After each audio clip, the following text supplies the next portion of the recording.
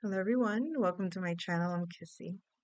Um, Today's message is more of a little story time. I think I'll do a reading anyway, but I'll probably do that separate. This is just a short message I want to share on my page for hopefully for the right eyes to see, hopefully for someone with the authority to do something about it. It's in regards to the airlines industry and their shady methods of operation. It is um, inhumane to take taxpayers' hard-earned money and bait them into purchasing protection plans. And when you purchase them, thinking your flight is protected, you only find out that it's only protected conditionally and it's by policy. And obviously, we all can say, oh, yeah, you got to read the fine print and all that. But why are they offering protect plan? Excuse me. Let me clear this real quick. Why would they offer a protection plan if they are not going to honor it? And I'm talking about two different airlines here. Talking about American Airlines and Spirit Airlines. They're shit.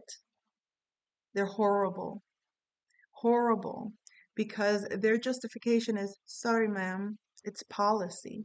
But this is what you get across the board for with a lot of organizations. There should be no organization that is okay with easily and quickly having the ability to take your money, but when the services are not rendered, they make it very challenging to give your money back, if at all. And some are so bold to say they are not going to give it.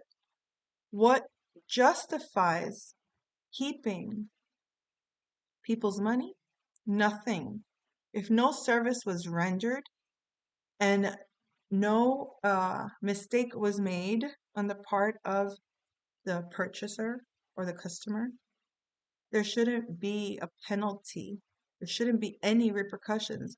The money, as easily as it got in their account, should be able to come back to the individual's account. This is not just the airlines. This is the booking agencies that the airlines use. In this case, we have Priceline, we have Cheapo Air, we have what was the other one? Priceline and Cheapo Air, I think, were the two that I had to use for the different airlines, were the best prices, I guess you could say. But their justifications is shit. For one, for my mother's cancellation, it it had to do with um the changes in the where we were going, changes were made that prevented my mom from being able to participate in this event. So that's why we bought the protection plan for any emergency that takes place that you can't travel, you should be covered, period. There shouldn't be, oh, if you broke your right toe, not the left toe. Oh, if you sniffled but you didn't cough, like that's almost how ridiculous their policies are, to the point that it's like it's just an excuse to keep your money. And in order to get it back, you go through a lot. You have to fight through them. You got to go through your bank. You got to get your bank to file a claim on your behalf. So yeah, it's you can get your money back. I'm fighting my mom's claim right now, getting her reimbursed. But my flight was canceled due to an error of the person that I spoke to. I was confirming that my mom's flight was canceled because they were sending me notifications. Your flight is about to go. Make sure you check in. And I'm like, why are they sending me this when I filed a claim 2 weeks ago or whatever it was for her not to travel?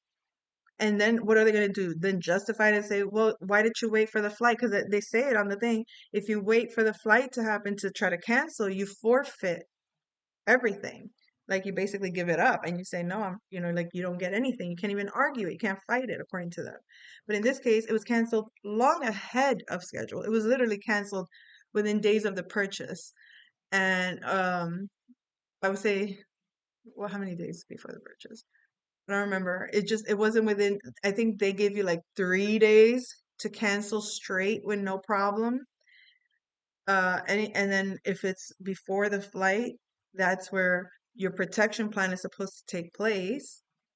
But when you try to take advantage of what you purchased to protect yourself, they deny it or they give you some bullshit excuses not to give you your money and making it hard for you. Because most people, what they end up doing is they don't want to deal with it. They don't want to make all these phone calls. They don't want to debate and argue and go through all this stuff. I've had to do this consistently with so many freaking different types of organizations, okay? Not just corporate, but government as well, where this to them is normal. Taking from you is easy, but or taking your information comes very easily to them. But giving back what belongs to you that they incorrectly took or that they need to give back, that's narcissistic. That's abusive. And that's bullying behavior. And I didn't serve a country that is selfish. I did not serve for a country that is a bully. I did not serve a country that um, harms and allows corporations to harm its own citizens on all fucking levels. That's a big problem that I'm having right now with this situation because number one, it's not just the monetary temporary loss in this case, it's not permanent, but they don't know people's circumstances, and this is not about the finances. This is about what I end up missing because they made a mistake. I'll tell you the story of this one. I contacted um because I'm getting notifications from everywhere. When the first number that I saw, I called and I'm like, "Hi, yes." It didn't dawn on me. The confirmation number that I was giving him was for my flight, not my mother's flight. But I let him know, "Hi, I'm calling to confirm that my mom's flight was canceled." I give him the number. I give him her name. I said, he's like, "No, the flight isn't canceled." And I'm like, "Okay, why didn't it cancel? But either I don't want her to forfeit. Can you please cancel her flight?" He's like, "Sure, no problem." And he did it so quickly, so easy. Here you go. Oh, and because you have a protection plan, you have a whole year to um, to apply this credit to use it. And I'm like, "Oh, okay, are you going to send me the information?" He's like, "Yeah." It took about 3 minutes to receive a confirmation letter. But when I looked at the amount that they were crediting, it was the amount of my flight. I'm like, why so much for one person? Like, why are they giving her so much? That's when it dawned. I'm like, I gave them my confirmation number for my ticket and my son's ticket, not my mom's. I'm thinking, it's not a big deal. I'll call them right back. It's literally 2 minutes later or whatever it was. Sir, I think I just spoke to you. I called to cancel my mom's flight. I told you I was confirming. You told me it wasn't canceled, then I needed to cancel her flight. I gave you her name and all this stuff. But the confirmation number, it was for my flight. It had my name and my son's name. That's the wrong one. I have to give you the other confirmation number. Oh, no worries, ma'am. Let me see. I'll go ahead and put it back. When he went to put it back, he's like, okay, you're gonna have to pay $700. I'm like, for what? I thought you were putting it back. I thought you guys gave me the credit. He goes, well, the thing is, we gave you the credit for your tickets, which was like 400 and something, but the flight is $1,200. Do you hear this? It went from 400 to 1,200. It tripled in price. And I'm sorry, why? 2 minutes ago, and because those are the prices now. I'm like, you're telling me you cannot bypass and say, excuse me, we made a mistake. uh let's just delete that cancellation, leave it as it was. You couldn't do that. No, no, he couldn't do that. According to them, they couldn't do that. They can't change the prices, they can't do anything. According to them, policy says that blah blah blah blah. Oh, okay. So obviously I took it to the next level, spoke to a supervisor. The supervisor's like, I explained to her, look, this is what's happening. This is a big deal. I'm a veteran and I'm going to see my son graduate from boot camp. He's becoming a sailor.